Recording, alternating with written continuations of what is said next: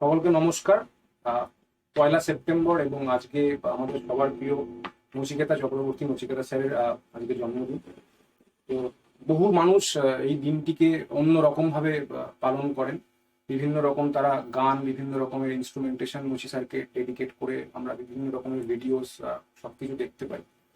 তো আজকে আমরা এই অনুষ্ঠানটা একটু অন্য রকম ভাবে করছি বেসিক্যালি। তো ব্যাপারটা হচ্ছে উনারই একজন খুব কাছের মানুষ, একজন খুব ক্লোজ একজন ফ্রেন্ড শোভন নন্দী স্যার। উনার সাথে আজকে আজকে আমরা একটা লাইভ অনুষ্ঠান করার একটা সুযোগ পেয়েছি। তো আপনাদেরকে প্রথমেই জানিয়ে রাখি, one of the closest friend এবং নচিকেতা স্যারের একজন খুব ঘনিষ্ঠ একজন মিউজিশিয়ান ইনি। তো আমি ওনার মুখ থেকে কিছু তো অবশ্যই জানবো, ওনার প্লেইং অবশ্যই আমরা শুনবো। আর তার আগে ওনার ব্যাপারে আমরা জাস্ট একটু একটা ছোট্ট একটা ইনফরমেশন জেনে নিই। উনি কি বলতে চান নচিকেতা চক্রবর্তী? নচি সাথে আমার গত 26-27 বছরের বন্ধুত্ব। নচির ক্যাসেট 1993 সালে যখন এই বেশ ভালো আছি রিলিজ করে, তখন থেকে আর কি ওতপ্রোতভাবে ওর সাথে জড়িয়ে পড়ি। ও আমার এই হুগলি শিলচর শহরে বহু প্রোগ্রাম করেছে। আমার সৌভাগ্য, আমি নয় নয় করে গোটা 27 প্রোগ্রাম ওর সাথে আমি স্টেজ শেয়ার করেছি। আর আমার আরো বেশি সৌভাগ্য, নচির পদধূলি আমার বাড়িতে পড়েছে। এরকম একটা বিখ্যাত গায়ক, শুধু গায়ক নয়, একাধারে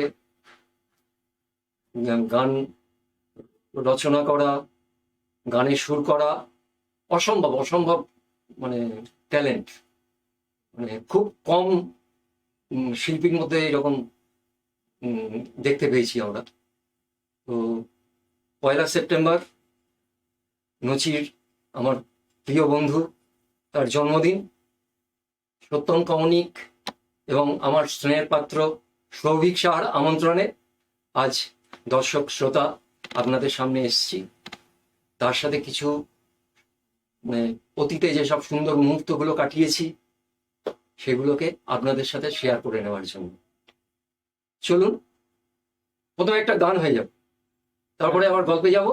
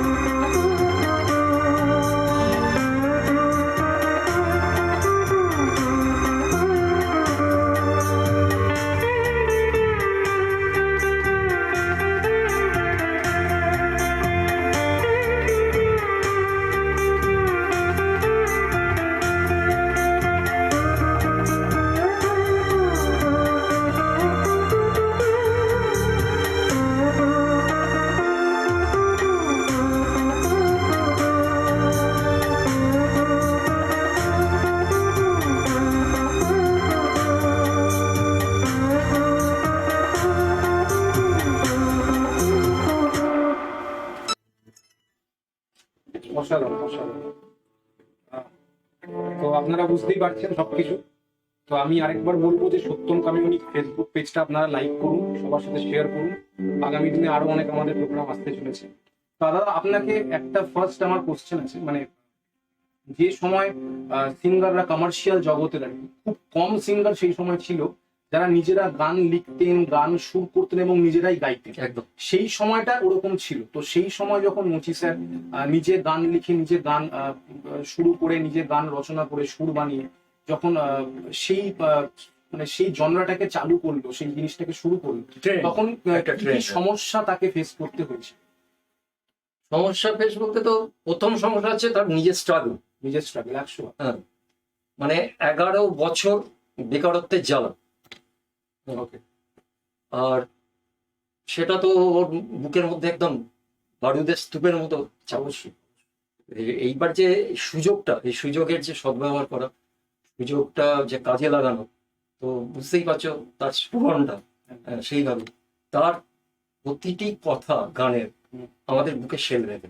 অবশ্যই। তখনকার যে যুব মানুষ, হ্যাঁ, বেকারত্বের জ্বালা, চতুর্দিকে মানে কি বলবো, আহ, কোনো জায়গাতে মানে আর কি নো ভ্যাকেন্সি, কোনো চাকরি নেই, এই মানে একটা মানে অবক্ষয়ী যুব সমাজের। হ্যাঁ, তো তাদের মানে ওর যে প্রতিটি গান, যে তার যে শব্দচয়ন, যে ভাষা, সেগুলো অটোমেটিক মানুষকে connect করে। প্রথমেই কি সবাইকার মধ্যে সেটা সবাই তো মানে সব সমানভাবে নেয় না। তো যুব সমাজ, বিশেষ করে এই যুব সমাজকে ভীষণভাবে নাড়া দিয়েছিল।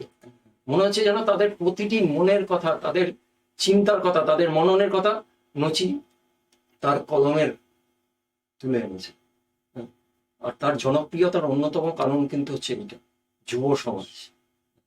তারপরে আস্তে আস্তে তার কলমে এলো যখন বৃদ্ধাশ্রম, শ্রাবণ ঘনায়, হ্যাঁ, এইবার সে তার যাচ্ছে নাতে আরম্ভ করলো। যে সে তার তো শেখা প্রথাগত কোনো সেরকম তালিম বলতে কিছু নেই। তুমি মায়ের থেকে যতটা তুমি জানো অনেকটা তার মায়ের কাছ থেকে পাও। হ্যাঁ, তার বাড়িতে মহল ছিল, অবশ্যই গান বাজনার মহল ছিল, তার দিদি ওনারা সব গান গাইতেন। আর সে করতো কি, ওই তবলাটা টেনে নিয়ে, গিটারটা টেনে নিয়ে, সবই নিজে থেকে। আর যা শিক্ষা, যা প্রথাগত তালিম, সব হচ্ছে মায়ের কাছে। আর প্রথম জীবনে ও যখন আর কি ও নিজেকে আর কি তুলে ধরার জন্য আর কি ইয়ে করার জন্য, যে আমার গান আমি লিখে যাচ্ছি, তার সেগুলো তো খাতাবন্দি হয়ে আছে। সেগুলো মানুষের প্রথম সুযোগটা, মানে যে আমি আমি একটা গান লিখছি, আমি একটা গান সুর করছি, কিন্তু আমি সেটাকে ওকে শোনাতে পারছি না।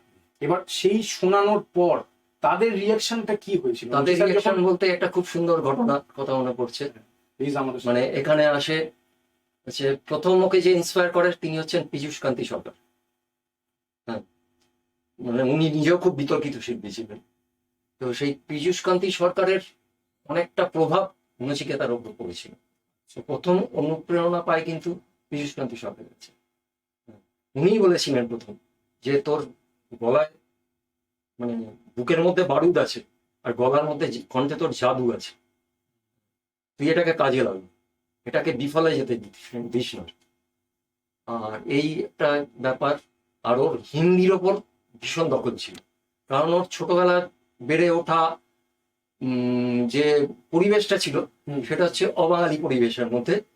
ও মানে অনেকেই জানেন আপনারা যে কলকাতায় চোরবাগান, দত্তবাগান আর কি, মানে ওই অঞ্চলে সানবিম স্কুলে ওর পড়াশোনা। আর ওইখানেই আর কি ওর পাশেই ছিল রাজেন মল্লিকের বাড়ি, হ্যাঁ, জমিদার বাড়ি বিরাট। সেখানে মহলটাও ছিল সেরকম ঝাড়বাতি। তো ওখানে গজলের আসর বসতো। হ্যাঁ, ও সেটা বাইরে থেকে, হ্যাঁ, ভেতরে হয়তো প্রবেশের অধিকার ছিল না, বাইরে থেকে ওগুলো উঁকি ঝুঁকি মেরে ইয়ে করে শুনতো। মানে বুঝতেই পারছেন আপনারা যে শুনে, হ্যাঁ, সেইগুলোকে আয়ত্ত করা এটা অসাধারণ, এটা ঈশ্বর দত্ত প্রতিভা। শতাব্দীতে নচিকেতা একটাই জন্ম। তো এই হচ্ছে। আর তুমি যেটা বললে, যে তোমার প্রশ্নের উত্তরটা দিই, যে এই গঙ্গা উৎসব, কলকাতায় গঙ্গা উৎসব, সেখানে ওই মানে আমাদের শ্রদ্ধেয় সুভাষ চক্রবর্তী তৎকালীন যুব সংস্কৃতি ক্রীড়া দপ্তরের মন্ত্রী ছিলেন। উনি মানে নতুন প্রতিবাদের মানে একটা মঞ্চ, একটা মঞ্চ ইয়ে করেছিলেন যে পুরনো প্রথিতযশা শিল্পীরাও থাকবে সেখানে, কিন্তু কিছু নতুন প্রতিভাকে সুযোগ দেওয়া হবে। তো নচি কাকতালীয় ভাবে সেই জলসায় তার কাছে সুযোগ চলে আসে। হ্যাঁ। তো সেটা আবার গঙ্গা বক্ষে, গঙ্গা পুজো, গঙ্গা উৎসব, গঙ্গা বক্ষে লঞ্চে, হ্যাঁ, সেই উৎসবটা পালন হয়। তো সেখানে ও খান্ডুই গান তৈরি করে নিয়ে সেটা এসেছে। কি ওনার ফার্স্ট প্রোগ্রাম, ফার্স্ট যদি আমি স্টেজ প্রোগ্রাম? একদম ওইটা ফার্স্ট, একদম ফার্স্ট মানে সাধারণের সামনে, শ্রোতা দর্শকদের সামনে আসা, আচ্ছা জীবনে প্রথম। হ্যাঁ, তার আগে তো ধাপি, হ্যাঁ ধাপি প্রোগ্রাম অনেক হয়েছে। ওই গঙ্গাবক্ষে যে অনুষ্ঠানটা হয় সেই অনুষ্ঠানে ও দুটো গান তৈরি করে নিয়ে গেছিল, যে দুটো গান ও কেউ শুনবে না, ওর নিজের গান। কিন্তু মানে অনেকের ধারণা আছে অনেকে গান গেয়ে এই দারুণ দিয়েছি, দারুণ লিখেছি, হেভি গাইলাম। ওর নিজের গান কোনোদিনও এটা গান হয়েছে না, লোকে খাচ্ছে শুনছে, ঠিক আছে। ও কিন্তু নিজের গান সম্বন্ধে, নিজের পারফরমেন্স, নিজের লেখা কিছু সম্বন্ধে কোনোদিন আজ পর্যন্ত স্যাটিসফাইড না। তো দুটো গান তৈরি করে নিয়ে এরকম গেছিল। সেই দুটো গান যদি আপনি বলেন, কোন দুটো গান?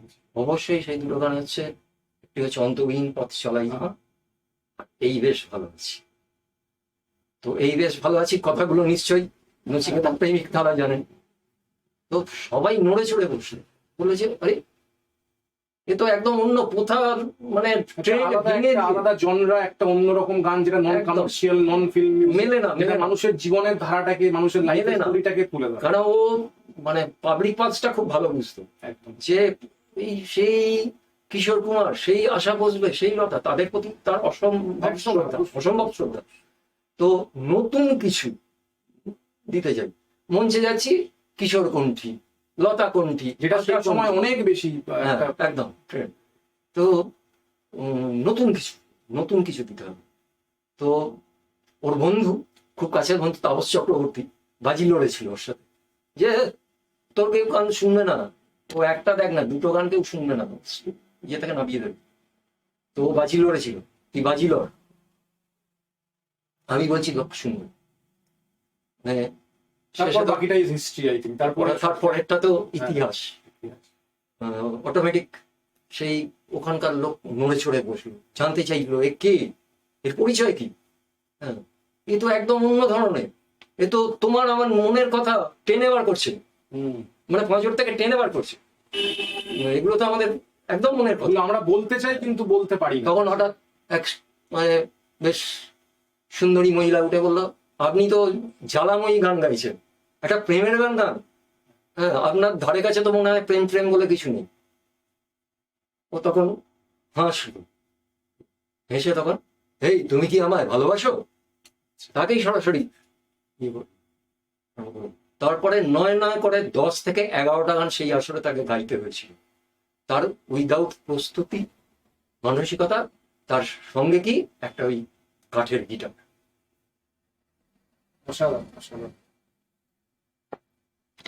তো আমি আরেকটা জিনিস যেটা আপনার কাছে জানবো, সেটা হচ্ছে নচিদা তো প্রচুর গান, মানে সেটা যদি তার জার্নির প্রথম শুরু হয়ে থাকে, তারপরে তো অগুন্তি গান সে লিখেছে। আর আমার নচিদার লেখা তৈরি করা খুব ফ্লপ গান বোধহয় সেরকম ভাবে নেই, সব গানই মানুষ মোটামুটি কানেক্ট করেছে, প্রত্যেক কটা গান।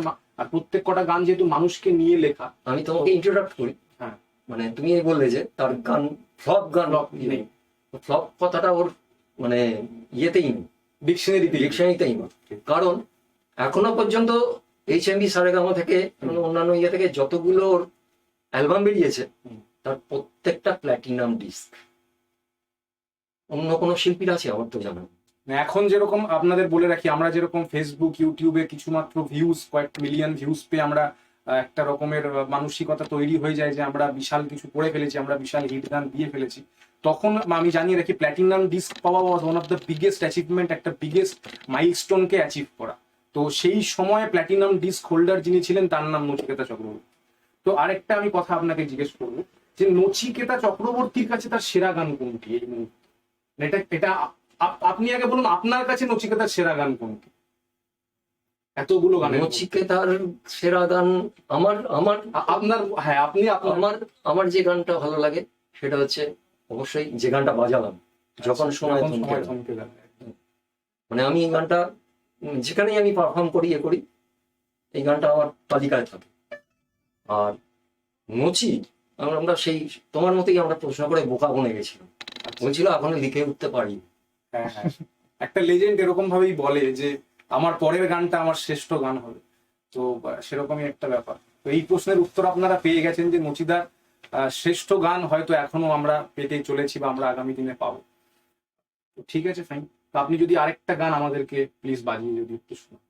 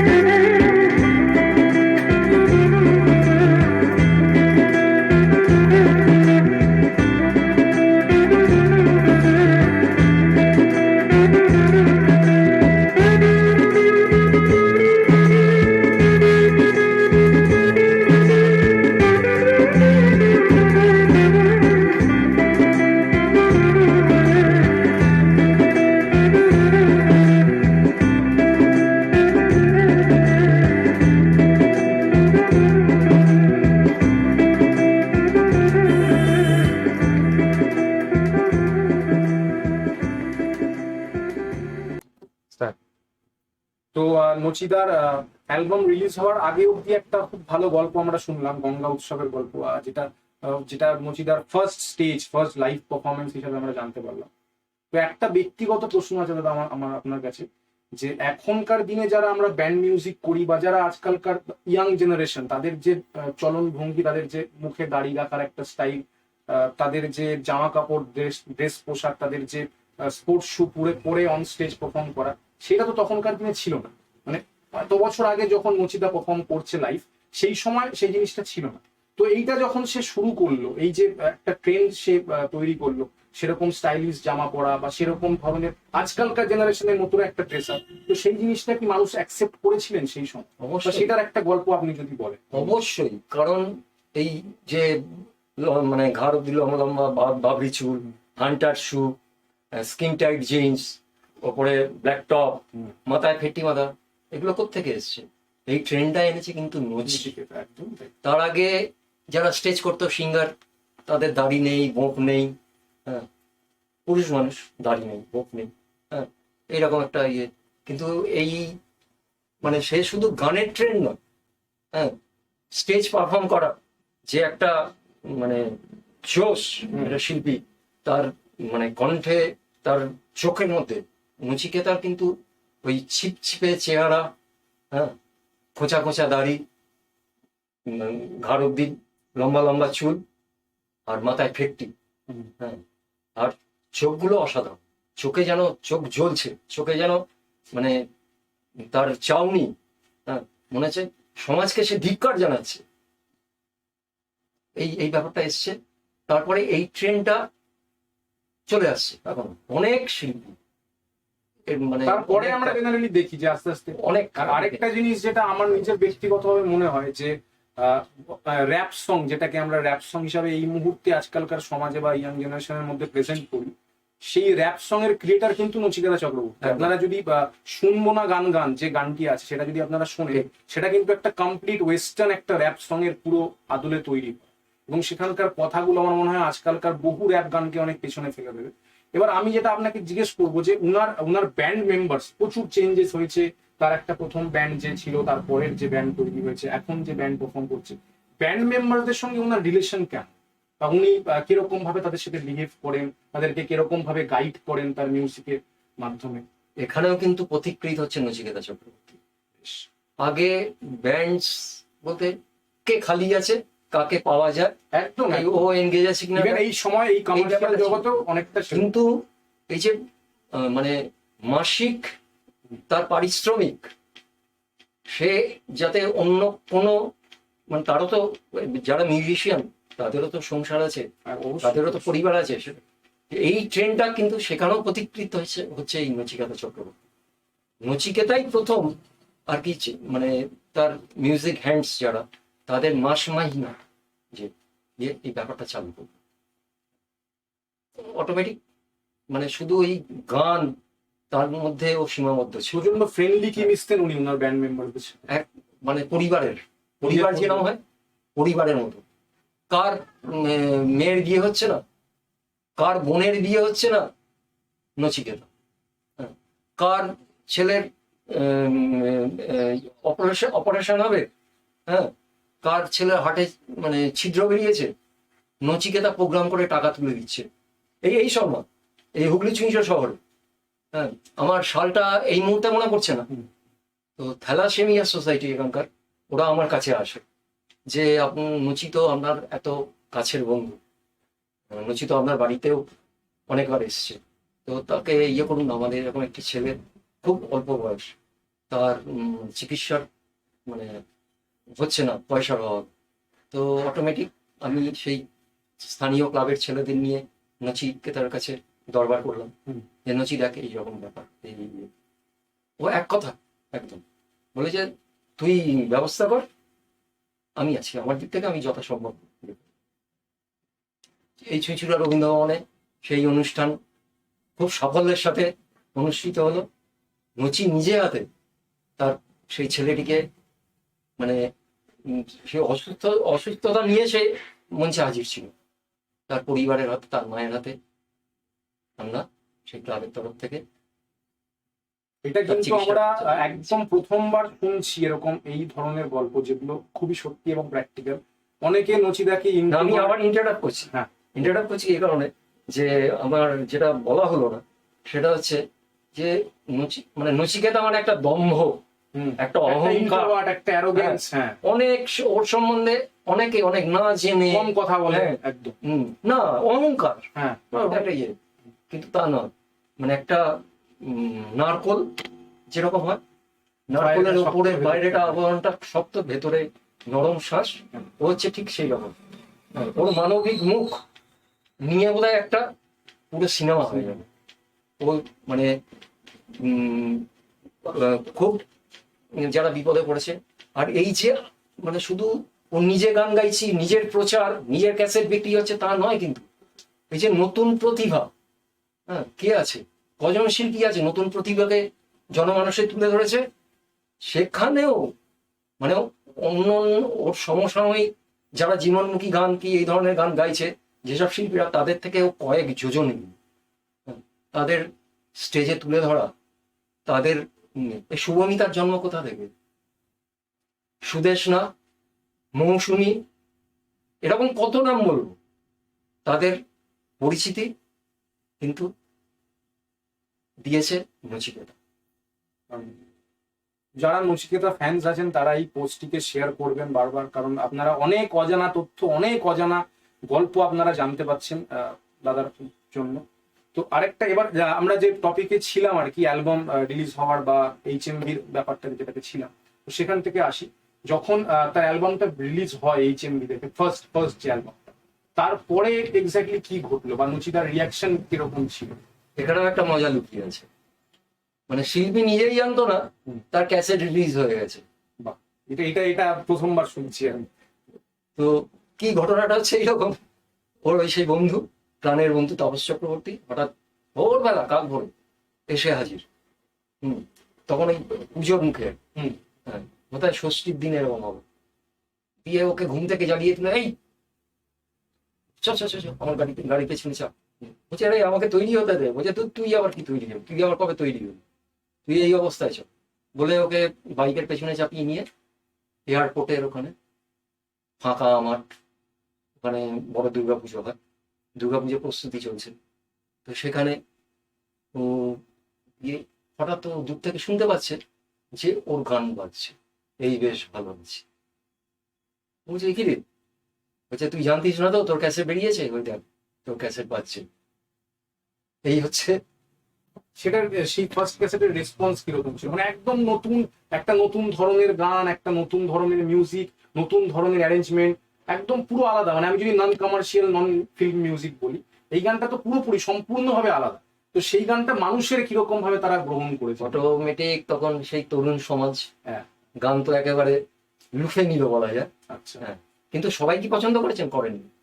কিছু বিদগ্ধজন, কিছু প্রবীণ লোক, এই কি এই হাসপাতালের বেডে খেলা করে শুয়োরের বাচ্চা, এ আবার কি, এই গানের একটা কোনো ল্যাঙ্গুয়েজ হলো, কোনো কথা হলো?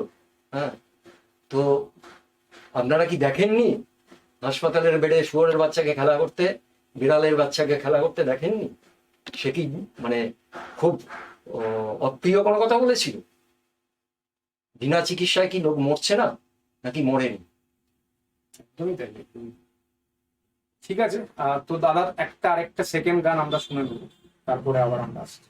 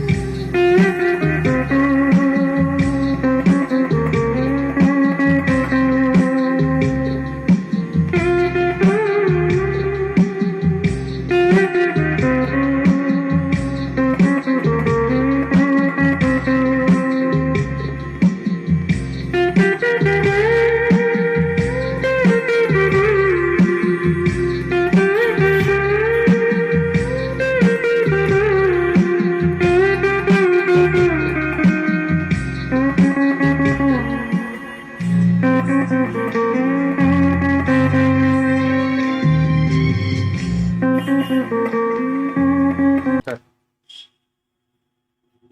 গানটা আপনাদের ভালো লেগে থাকলে আপনারা কমেন্ট সেকশনে আমাদেরকে জানান। আপনাদের যদি নিজেদের কোনো গান রিকোয়েস্ট করার থাকে আপনারা করতে পারেন। তো এবার যে কথাটায় আমি আসবো সেটা হচ্ছে, আমরা তো বাঙালি এবং বাংলার গর্ব নচিকেতা চক্রবর্তী, বাঙালিদের গর্ব নচিকেতা চক্রবর্তী। বাঙালিরা তো খুব পেটুক হয় বেসিক্যালি, মানে এই খাওয়া দাওয়ার বিষয়তে আমরা যে ধরনের খাবার খাই, ভোজন বিলাসী, বাঙালি ভোজন বিভৎস বিলাসী। রকমের ভোজন বিলাসী। ঠিক।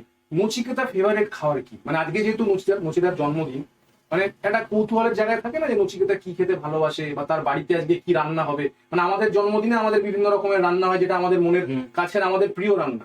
তো নচিতার প্রিয় খাবার যদি মানে আপনি যদি জানেন বা আপনার সঙ্গে নিশ্চয়ই এরকম আর কিছু এক্সাম্পল ঘটেছে, যেহেতু আপনি আমার হয়েছে, অনেক সময় যেহেতু আপনি কাটিয়েছেন, নচি আমার বাড়িতে এসছে। কি খাবার খেতে পছন্দ করতেন?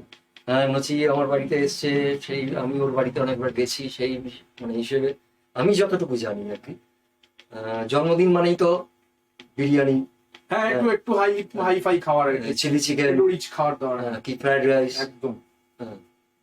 মোটেই ওর এগুলো মানে পছন্দের, এগুলো পছন্দ একদম না, কোনোটাই এর পছন্দের খাবার না। ওর খুব পছন্দের হচ্ছে মানে মানে অনেকেই হাসবে শুনবে, বিউলির ডাল, আলু পোস্ত, সঙ্গে তো ভাত। আর মানে আড্ডা চলে, আড্ডার মাঝখানে যত ধরনের চপ আছে, চপ, মুড়ি, আর মানে ভাজা বাদাম, একদম ও পেলে আর অন্য মানে সে কিছু। কতটা সিম্পল এটা আমরা একটা ছোট্ট একদম। এক্সাম্পলই বুঝতে একদম। পারি। তার লাইফস্টাইল, তার ইয়ে মানে খাওয়া দাওয়া একদম সিম্পল। তো আর নেক্সট প্রশ্ন যেটা আপনাকে করবো সেটা হচ্ছে, আপনি তো ওনার সাথে স্টেজ করেছেন, প্রচুর প্রোগ্রাম করেছেন আর কি। তো এমন একটা কোনো স্টেজের এক্সপিরিয়েন্স বলুন যেখানে কিছু মজার কোনো ঘটনা ঘটেছে ওনার সাথে, বা মানুষে একটা রকমের তাকে রিয়াকশন দিয়েছে, তাকে কিছু জিজ্ঞেস করেছে এবং সে সেটা সঠিকভাবে উত্তর দিতে পেরেছে। আপনার একটা স্টেজের এক্সপিরিয়েন্স যদি আমাদেরকে বলেন। স্টেজ তো করেছি, সেটা হচ্ছে বেশ বেশ কিছু বছর আগে, অনেক বছর। হ্যাঁ, কারণ 27 বছরের সম্পর্ক। নিকট অতীতে ওর অসুস্থতার কারণে হোক, আর আমিও মানে একটু এই সঙ্গীত জগৎ থেকে একটু দূরে সরে আসার কারণে, নানা কারণে আর কি, পারিবারিক কারণে। তো খুব নিকট অতীতে কোনো না, আমি অনেক আগেকার কথা বলছি। একটা ঘটনার কথা মনে পড়ছে, এই আমাদের চুঁচুড়া রবীন্দ্রভবনেই একটা অনুষ্ঠান, আমারই ব্যানারে। তো আমার ওপরই দায়িত্ব ছিল। তো মানে আমাদের স্থানীয় একদম আপনার বাড়ির একদম কাছে স্থানীয় ক্লাব, কলেজ, হ্যাঁ, নচিকেতা মানেই শোভন, এরকম একটা ব্যাপার চালু হয়ে গেছিল। হ্যাঁ, তো একদিন এরকম একটি অনুষ্ঠান চুঁচুড়া রবীন্দ্রভবনে। তো আমার ওর আগে পারফর্ম করার কথা ছিল। মানে এখানেও একটা মজা আছে যে নচিকেতার আগে কেন জানি না অনেক শিল্পী গাইতে চাইতো, মানে একটা ভয় জন্মাতো যে গাইতে চাইতো না, কারণ আমার নিজের চোখে দেখা, হ্যাঁ ঠিক ঠিক, তুমি একদম ঠিক মানে ইয়েতে গেছো। নচিকেতার আগে গান গাইলে মানে খুব ভালো, আমি শিল্পী দেখেছি দারুণ গাইছে, আমার নিজের খুব ভালো লাগছে, আমি তাকে নিয়ে এসছি নিমন্ত্রণ করে। হঠাৎ অডিয়েন্স মানে হই হল্লা, হ্যাঁ, গানের মাঝখানে তালি, এইসব তালি দিতে আরম্ভ করলো, হাততালি। হ্যাঁ, মানে কি ব্যাপার যে আমরা নচিকেতা শুনতে এসেছি, আমরা অন্য কোনো অনুষ্ঠান, অন্য কারোর গান শুনতে রাজি না। আরে বাবা, নচিকেতা তো গাইবে সেই মানে 1 ঘন্টা 1 ঘন্টা 15 মিনিট, মানে অনুষ্ঠানটা তো হবে 2.5 ঘন্টা। তারা তাদের সেই মানে সময়টা তো ইয়ে করতে হবে, পূরণ করতে হবে। আর টিকিট কেটে লোকে আসছে পয়সা দিয়ে, হ্যাঁ, ঘ্যাটের করি খরচা করে। তো অনুষ্ঠানটাও তো সেরকম ভাবে জমজমাটি করতে হবে, এই একটা ব্যাপার না। ওই কি নচিকেতার আগে শোভনদা বাজে, শোভনদা গিটার নিয়ে, কি ব্যাপার, শোভনদা নচিকেতার গানগুলো বাজে, ওগুলো বাজায়। হ্যাঁ, না ওই কাউকে পেলো না, নে শোভন নন্দীকে ওই রীতিমতো ঠেলে স্টেজে ঢুকিয়ে দেবো আর কি, এই ব্যাপারটা ছিল। এটা আমি উপভোগ করতাম। তো সেই রকম একটা অনুষ্ঠানে আমার বাজাবার কথা ছিল, আমারই দায়িত্বে ছিল সেই অনুষ্ঠানটা। কিন্তু মানে এমনই দুর্ভাগ্য, আমি অনুষ্ঠানের আগের দিন খুব অসুস্থ হই। আচ্ছা। তো সেই অসুস্থতার কারণে আমি অ্যাটেন্ড করতে পারিনি প্রোগ্রামটা। হলে পৌঁছাতে পারিনি। আমি আমার শুভেচ্ছা বার্তা ইয়ে করি, কিন্তু আমি ফোনে নচি আসছে কিনা ঠিক মতো সেটা একটা আপনি timing এ বলছি না, কমিউনিকেশন সেটা রেখেছেন, অর্গানাইজার কমিউনিকেশন। আমি যোগাযোগটা রেখে চলছিলাম। তো তারপরে আমি সন্ধ্যাবেলা উম, উম, আমার বাড়ির ব্যালকনিতে বসে আমি আমার সহধর্মিনীর সাথে আর কি এই ব্যাপারগুলো আর কি নিয়ে আলোচনা করছি। হ্যাঁ, আমার সহধর্মিনী মঞ্জিলা। হ্যাঁ, তো আমার এই গান বাজনা আর ও নচির সাথে খুব রিলেটেড। আচ্ছা। হ্যাঁ, তো সব মানে নচিকেতার যেমন অনুপ্রেরণা হচ্ছে রুমকি, হ্যাঁ রুমকি গরু, হ্যাঁ সেরকম আমার অনুপ্রেরণা হচ্ছে এই মণিমা। হ্যাঁ, আমার যা গান বাজনা যা কিছু, ও নিজেও ভালো গিটার বাজায়, হয়তো এই কাজের চাপে শিক্ষকতার চাপে এখন টাচে নেই। ঠিক আছে, আমি আবার প্রসঙ্গে ফিরে আসি। তো এরকম ব্যালকনিতে বসে আমরা দুজনে ও মানে চা খাচ্ছি, তো হঠাৎ দেখি একটা কালো রঙের স্করপিও এসে আমার বাড়ির সামনে দাঁড়ানো। আমি বললাম, গাড়িটা তো চেনা চেনা মনে হচ্ছে। গাড়ি খুলে এক লাফ দিয়ে হান্টার শুরু করে আমার পরম বন্ধু নচিকেতা। আমি তো অবাক, নচিকেতার প্রোগ্রাম চলছে রবীন্দ্রভবনে, আনন্দে, মানে তখন আমার জ্বর হ্যাঁ, কি আমার তখন অসুস্থতা জ্বর চলে গেছে আর কি, হ্যাঁ। মঞ্জিলাকে দেখিয়ে এরকম একটা। তখন কোথায় চলে গেছে, লাফিয়ে উঠেছি, আমার দেখা দেখি আমার সহধর্মিনীও লাফিয়ে উঠেছে। তারপরে তো ওর একটা কাণ্ড ঘটেছে। শাড়ি ছিঁড়ে গেল, আচ্ছা। শাড়ি আজকে গিয়ে শাড়ি ছিঁড়ে গেল।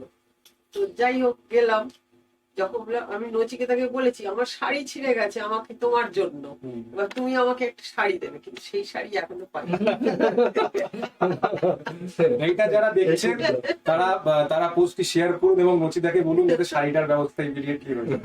যাই হোক, আপনার আপনার তো ফ্যামিলিটা মানে খুবই ক্লোজ, মানে যেটা আমি দেখছি আপনার বাড়িতেও নচিদা, একাধিক, হ্যাঁ, তো আপনার একবার নয়, একাধিকবার এসেছে। ফ্যামিলির একটা এক্সপিরিয়েন্স বলুন না, যেটা আমাদের দর্শকও শুনতে পারবে আর কি। হ্যাঁ, যেটা আপনারা যদি আবার এইরকম হয়েছে, আমি এই দীঘা হোটেল ওনার্স অ্যাসোসিয়েশনের ওদের আমন্ত্রণে ওখানে অনুষ্ঠান করতে গেছি। তো সঙ্গে তো আমার স্ত্রীও ছিল। তো আমরা শঙ্করপুরে আমাদের দীঘাতে অনুষ্ঠান হয়ে যাওয়ার পর একটা দিন হাতে ছিল, তো আমার ব্যান্ডরা সব তারা অনুষ্ঠান করে যে যার বাড়ি ফিরে গেছে। তো আমি আমার মিসেসকে নিয়ে একটু আর কি সি বিচে সমুদ্রের ধারে অনেকদিন বাদে এসেছি, একটু উপভোগ করবো বলে রয়ে গেছিলাম। তো কাকতালীয় ভাবে ভোরবেলা আমরা যা হয় শঙ্করপুরে সূর্যোদয় দেখবো বলে আর কি সি বিচের ধারে পদচারণায় আর কি ব্যস্ত ছিলাম। না, এটা ভোরবেলা না, হঠাৎ হঠাৎ খেয়াল করছি যে না, এটা আমি যে ঘটনাটা বলছি এটা ভোরবেলার দিকে না, এটা ওই সন্ধ্যাবেলা, সানসেটের সময়, সানসেটের সময়। সূর্য ডুবে। হ্যাঁ, ও ঠিক, ও আমাকে ধরিয়ে দিয়েছে। হ্যাঁ। এটা ভোরবেলা না, সন্ধ্যাবেলা। তো সানরাইজ না, এটা সানসেটটা দেখাচ্ছে। ঠিক। উঠেছিল ও মৎস্যগন্ধায়, আমরা ছিলাম কিনারায়। ও ওই সরকারি আবাস, ওই মৎস্য দপ্তরে মৎস্যগন্ধায় উঠেছিল, আর তার একদম একই কমপ্লেক্সে একদম গা লাগোয়া ইয়েতে আমরা কিনারাতে ছিলাম। তো আমরা ওই সানসেট দেখবো বলে যাচ্ছি সমুদ্রের দিকে বলে, হঠাৎ দেখছি সেই চেনা গান। কৌতূহলে এগিয়ে গেলাম, গিয়ে দেখলাম সেই গাড়ির মাথায় বসে, গাড়ির মাথায় গাড়ির মাথায় গাড়ির মাথায় পুরো সিঙ্গার গাড়ির মাথায় বসে থাকে। দেখছি একটা গিটার, অ্যাকোস্টিক গিটার, সঙ্গে বারমুডা, একটা উপরে বেশ ফ্যাশনেবল টি শার্ট, হ্যাঁ, মাথায় যথারীতি একটা টুপি, সেই এক গাল খোঁচা খোঁচা দাড়ি, আলু থালু চুল, আলু থালু বেশ, সে মগ্ন। তো প্রথম দিকে তাকে আমার ইতস্তত বোধ হলো, তারপরে সে মানে বুঝতে পারলো যে তার আশেপাশে মানে কেউ আছে, কেউ কেউ এসেছে। এসে উপস্থিত হয়েছে। দেখতেই এরকম ভুরু কুঁচকে গেল, হ্যাঁ, কে তুই, হ্যাঁ, এখানেও চলে এসছিস, হ্যাঁ, হ্যাঁ, তো গন্ধ, হ্যাঁ, তোমার তো গন্ধ, তোমার তো সৌরভ সারা পশ্চিমবঙ্গ দেশব্যাপী, এখন তো বিদেশে ছড়িয়ে পড়েছে। তো সেই গন্ধে গন্ধেই চলে এসেছি। দিয়ে তারপরেই তো সন্ধ্যা, সান্ধ্যকালীন। আমি বলছি কি করছো? বলছে ওই একটা গান বাজছি রে, এই গানের পটভূমিকা হচ্ছে শঙ্করপুর, হ্যাঁ, চল যাবো তোকে নিয়ে এই শহরের অনেক দূরে, হ্যাঁ, এই 2 লাইন গান। আমি যে একটু শোনা, ইয়ে করে সে মানে গিটার নিয়ে খালি গলায় সেই গানের মানে তখনও গান সম্পূর্ণ হয়নি। হ্যাঁ, তো ওরা তার- ছবিও তুলেছিল। আচ্ছা, মানে ওই ওই ওই শঙ্করপুর হ্যাঁ হ্যাঁ হ্যাঁ। সেটা তার- তখন তার- শঙ্করপুর জাস্ট নতুন হচ্ছে একদম। হ্যাঁ, অনেক বছর আগে সব। হ্যাঁ, ভার্জিন বিচ, কোনো হোটেল নেই, কেউ কোনো লোকও নেই। এই যে ভাই, এই সেই ছবি। আপনারা কি ক্যামেরায়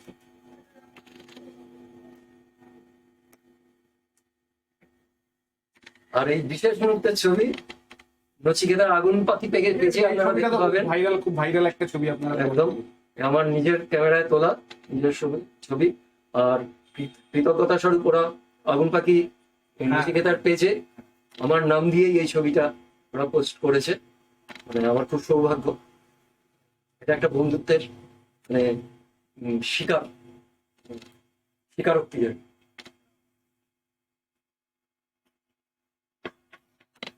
এরকম আরো অসংখ্য মুহূর্ত মানে সুন্দর মুহূর্ত জড়িয়ে আছে। আর আর ওকে নিয়ে বলতে গেলে আমার তো একটু লাল ঝোল পড়ে।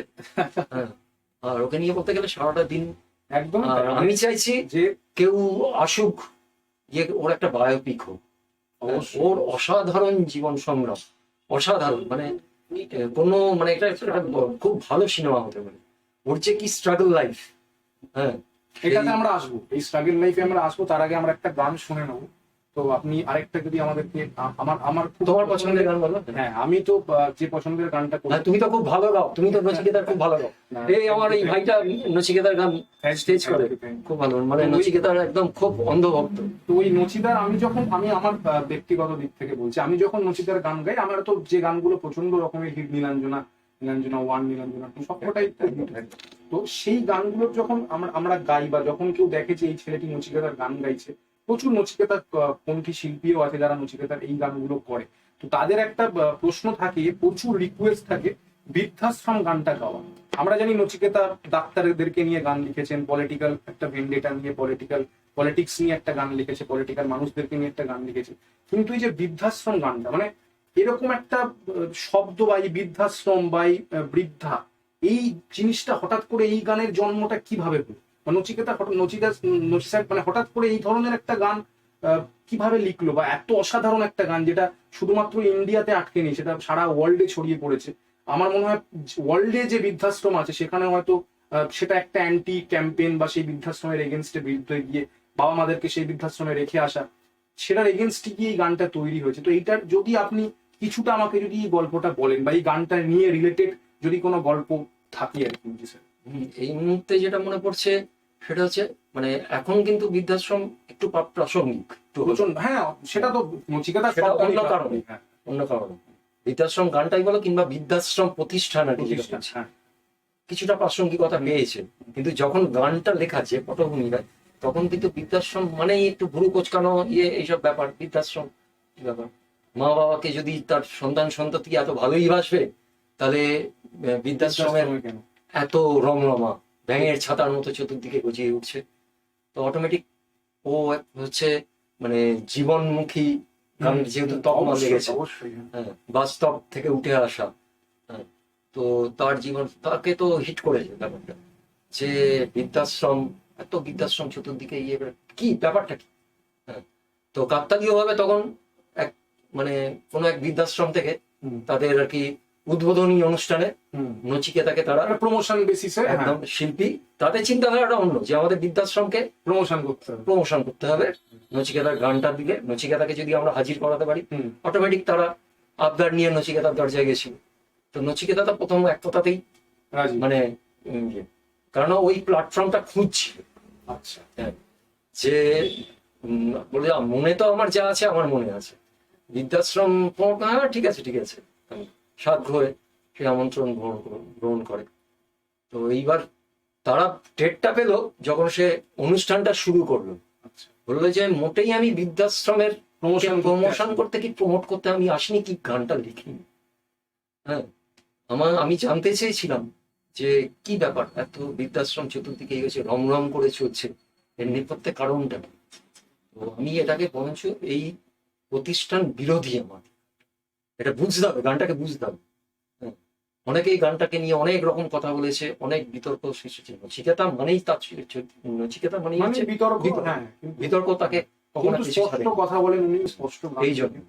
এই জন্য অপ্রিয় সত্য কথাগুলো বলে গেছে তো। একদমই তাই। আর সেটা যেমন গত 25-27 বছর যেমন ধ্রুব সত্য, আগামী 25 বছরও আরো ওই গানগুলো তার প্রাসঙ্গিকতা পাবে। এবং মানে মনে হবে যেন এই এখন তুমি বলো এই করোনা যে অতিমারি যে হুম। আবহাওয়াটা চলছে, হুম। তাতে তো প্রশাসন, কলকাতা পুলিশ, সেই তো একদিন ঝড় থেমে যাবে, এই পৃথিবী গানটা আবার নিয়েই তো শান্ত হবে। আবার শান্ত হবে। একদমই তাই, যে কোনো সিচুয়েশনকে আমরা যদি সামনে রেখে থাকি, সেই সিচুয়েশনের সঙ্গে নচিদার একটা গান আমাদের একদম। সবসময় কানেক্ট। ঠিক রবি ঠাকুর যেমন ছিলেন, তার দূরদর্শিতা, মানে নচির জীবনে রবি ঠাকুরের প্রভাব অনেক। আমি তাদের জন্যই বলছি, অনেকেই ভাবেন মানে এইসব রবি ঠাকুর, নজরুল, এইসব ব্যক্তিত্বের প্রতি তার অনীহা, মোটেই না। তাদের প্রতি সে সমান, অনেকের থেকে বেশি ভাবে শ্রদ্ধাশীল। এটা জানার দরকার আছে। ও ক্লাসিক্যাল গাইতে খুব ভালোবাসতো।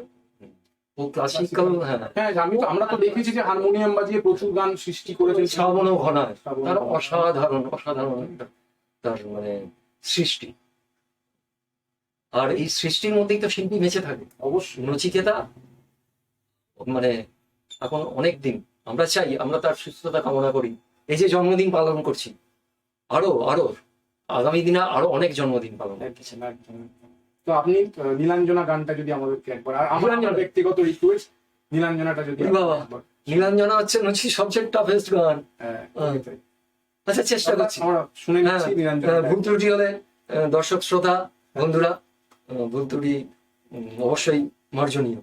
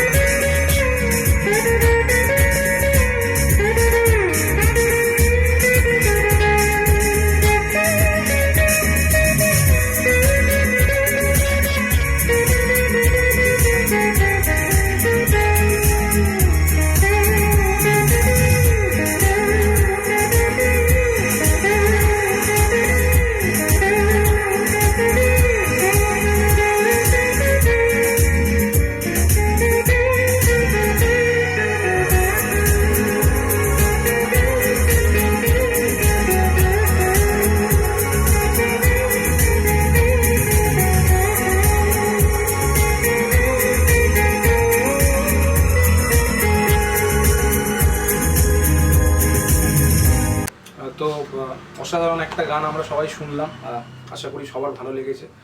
তোমরা কমেন্ট সেকশনে জানাও, এবং বারবার বলছি আমাদের পেজটা, সত্যম কমিউনিকের পেজটা তোমরা শেয়ার করো, কারণ অনেক অজানা তথ্য, অনেক অজানা গল্প তোমরা আজকে জানতে পারলে নচিকেতা সম্বন্ধে।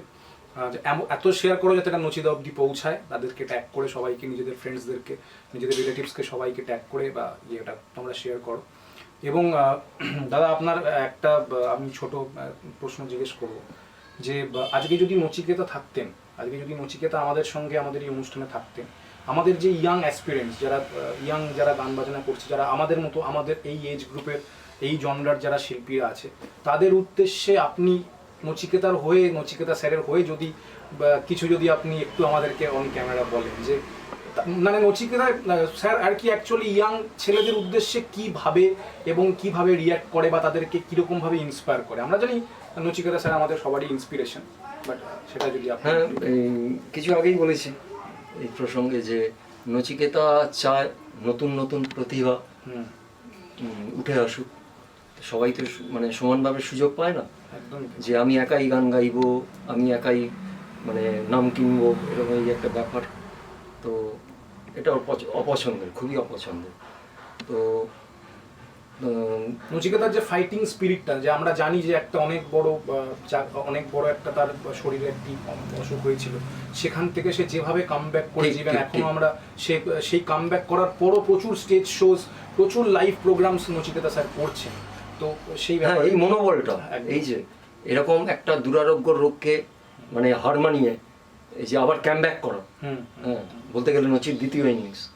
হ্যাঁ, তো এটা তো অসাধারণ। হ্যাঁ, মানে ওই যে বললাম না, ওই যে জীবন সংগ্রাম, ও হচ্ছে মানে তার যোদ্ধা, সেটা ওর জীবনের শুরু থেকে, সেই কৈশোর থেকে, মানে ছোটবেলা থেকেই আর কি, ছোটবেলা থেকে এটা ও মানে এই যুদ্ধে সামিল, এখনো পর্যন্ত সেই যুদ্ধ চলছে। হ্যাঁ, তো ওর বক্তব্য হচ্ছে এই যে তোমরা যারা এখন গান গাইছো, তোমরা নিজেকে কখনো ছোট করবে না, আন্ডার এস্টিমেট করবে না। হ্যাঁ, তোমরা তোমাদের লক্ষ্যে অবিচল থাকো। হ্যাঁ, তোমরা যেটা করছো সঠিক করছো, এই সিদ্ধান্তে একদম অবিচল থাকো। আর গানটা গাও যেমন আমি গাই, আমার গান শুনতে গেলে এটা নচির বক্তব্য। হ্যাঁ, ও যেমন মানে এটা হচ্ছে স্লোগান হয়ে গেছে, হ্যাঁ, যে আমার গান গাইতে গেলে, আমার গান শুনতে গেলে তোমাকে মেরুদণ্ড সোজা করতে হবে, আমার চোখে চোখ রেখে আমার গান শুনতে হবে। তোমরা তাকে অনুকরণ করো না, অনুসরণ। একদম, এটা অনেকটা ভ্যালুয়েবল একটা ওয়ার্ড। তাদের নচিকেতা স্যারকে অনুকরণ করো না। কাউকে কপি করা বা কোনো সিঙ্গারকে কপি করা আমাদের ট্যালেন্ট নয়। তার থেকে যে ইন্সপিরেশনগুলো নেওয়া, তার থেকে যে মোটিভেটেড হওয়া, সেটাই আমার মনে হয় সবার করা উচিত। তো মানে তোমাদের কোনো গান সম্বন্ধে কোনো অ্যাডভাইস চাই? হ্যাঁ, মানে এক কথায় বলে ফ্রেন্ড, ফিলোসফার, গাইড। তোমরা সবসময় বলে যে আমার দরজা তাদের জন্য সবসময় খোলা, এটাই হচ্ছে নচির বক্তব্য। তো আজকে আমরা অনুষ্ঠানের প্রায় একদম শেষের দিকে, তো না, শেষের দিকে এখনই শেষ করলে হবে না। আচ্ছা, হ্যাঁ ভাইয়া, অর্ণব, এই আমার এই অর্ণব ভাইটি খুব ভালো গান গায়, এবং অবশ্যই নচিকেতার গান গাইতেও মানে কি বলবো, তুমি নচিকেতার একটা গান আমাকে শোনাতে কি হবে? এটা তো জানি না আমি কিভাবে, মানে আমি একদমই আনপ্রিপেয়ার্ড। আমার সাথে একটি ভাই এসছে, আমার বন্ধু এসছে, সুদীপ এসছে। তো সুদীপকে আমি একবার একটু ডেকে না, আমি জানি তোমরা স্ট্রেচ করো রীতিমতো, না এটা অতি বিনয়ী ব্যাপার হয়ে যাচ্ছে। আজকে জন্মদিন, বন্ধুর জন্মদিন। আজকের বন্ধুর জন্মদিনে আমরা মানে কোনো প্রথাগত মানে ওই নিয়ম মেনে ওইসব ও পছন্দ করে না, আমরা তো আড্ডা মারছি। এটা আমার সৌভাগ্য যে আমি আজকে দাদার জন্মদিনে দাদার জন্য একটা গান আমি উপহার দিতে পারছি। সুদীপ, একবার প্লিজ তুই চলে আয়।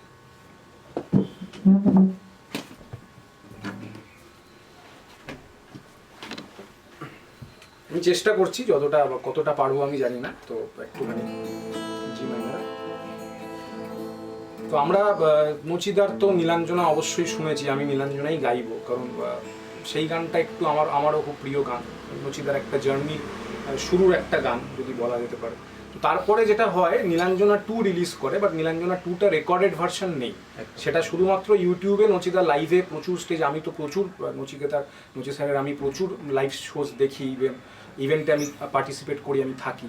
তো সেইখান থেকে আমার এই গানটা শোনা, সেইখান থেকে আমার গানটা মুখস্থ করা, সেখান থেকে আমার গানটা প্র্যাকটিস করে যতটা পেরেছি আমি আমার মতো করে রেডি করেছি। তো সেইটার সঙ্গে আমি দুটো মিলিয়ে সামান্য অল্প কিছুটা আমি করছি।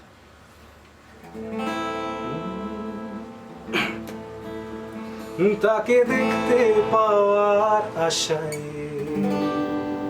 কেটে গেছে কত সকাল বিকেল, তাকে দেখতে পাওয়ার আশায় কেটে গেছে কত সকাল বিকেল, তার কথা ভেবে অঙ্কেতে ফেল, তার কথা ভেবে অঙ্কেতে ফেল, বাবা ভেঙেছিল হাতে দুটো স্কেল, তাকে দেখতে পাওয়ার আশায় কেটে গেছে কত সকাল বিকেল। क्या बात।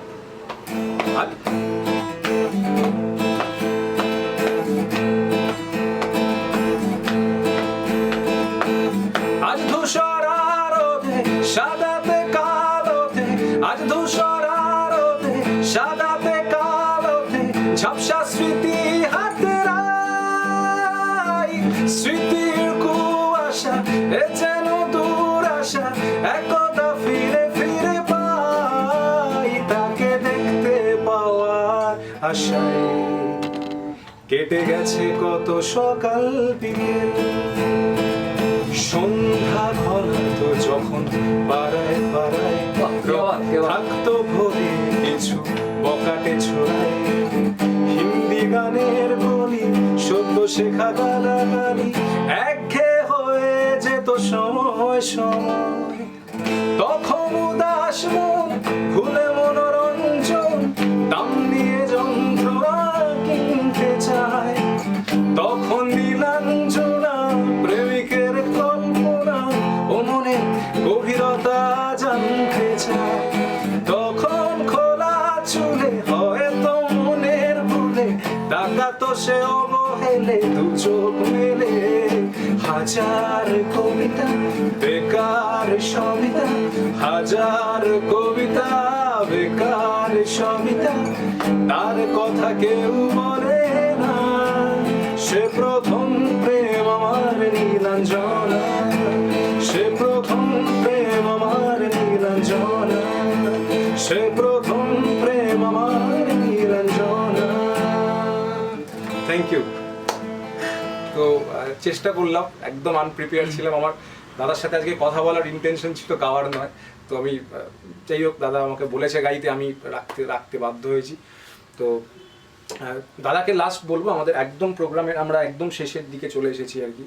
তো দাদাকে বলবো আজকে আমাদের তরফ থেকে নচিদাকে ভেরি হ্যাপি বার্থডে, আরও অনেক অনেক অনেক এরকম আপনি গান তৈরি করুন, আমাদেরকে গিফট করুন। আমরা সব সময় বসে আছি অধীর আগ্রহে যে আপনার গান কবে আসবে, আমরা সেটা শুনতে চাই। দাদা একদম খুব ক্লোজ একটি মানুষ, যে নচিকেতার সাথে অনেক দিন মিশেছে, অনেক দিন পথ চলেছে একসাথে। তুমি যদি একটু নচিদাকে একটু যদি বার্থডে একটা উইশ করে দাও, তোমার অবশ্যই, তোমার মন থেকে যা বলতে চাও তুমি একটু বলো। হ্যাপি বার্থডে নচি, তুমি সুস্থ থাকো, আরো নতুন নতুন গান আমাদের উপহার দাও, তুমি এইভাবে গেয়ে চলো, খুব ভালো থাকো, খুব ভালো থাকো। Thank you.